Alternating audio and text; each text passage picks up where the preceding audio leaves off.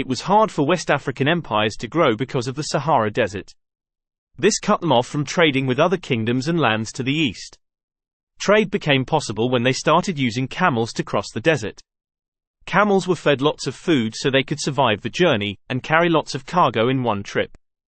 Caravans, or camel trains, would travel across the desert to trade and could include over 1,000 camels.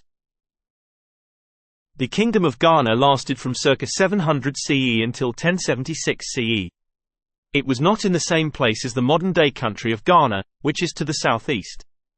The capital city is believed to have been Kumbi Sala. Arab traders suggested a population of 40–50,000 people lived there. However, excavations show a city which could have held many more people. It was ruled by a king, called the Ghana, who was more powerful than anyone else, chief of the army, controller of trade, in charge of all laws and worshipped like a god. However, the king did use advisors, and the kingdom appears to have been split into 12 provinces, each with its own governor and small army. Ghana became extremely wealthy due to trade. The main source of their wealth was iron and gold. Iron allowed them to produce strong weapons and tools, which helped them conquer new lands. Gold, along with ivory and slaves, was traded with other nations for things the Kingdom of Ghana needed, such as horses, livestock and even books. Salt was another source of wealth. It was important as it could be used to preserve meat, as fridges and freezers had not been invented yet. Most salt came from mines in the Western Sahara, usually dug out by slaves. In some places, due to it being bulky and difficult to transport, it became worth the same as gold, and was used as another form of currency. The kings of Ghana even stored salt in the royal treasury. The king of Ghana would tax items coming into the kingdom, and leaving the kingdom, meaning any trade made them very rich. Sundiata Keita created the Mali Empire in around 1235 CE. He took over the lands of the Kingdom of Ghana and expanded them, until it was 3 times the size.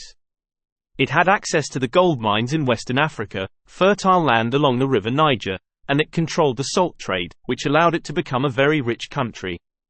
The king also used his soldiers to protect trade routes, and charged the traders a fee for this protection. The kings of the Mali Empire were known as Mansas, which means lord, in their language. The most famous of which is Mansa Musa, supposedly the richest man to have ever lived. Mansa Musa was the 9th Malian king, ruling from 1312 to 1337 CE. While he was king, he expanded the empire and tripled the kingdom's wealth. He is most well known for a trip he took to Mecca, in Saudi Arabia.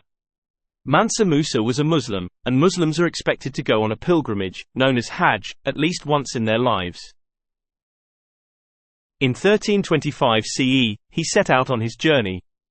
It is believed that he took about 60,000 people with him on the trip. He took his entire royal court, along with soldiers, entertainers, merchants and roughly 12,000 slaves. He also had 100 camels, each carrying over 100 kilograms of gold, which would be worth over 800 million euros today.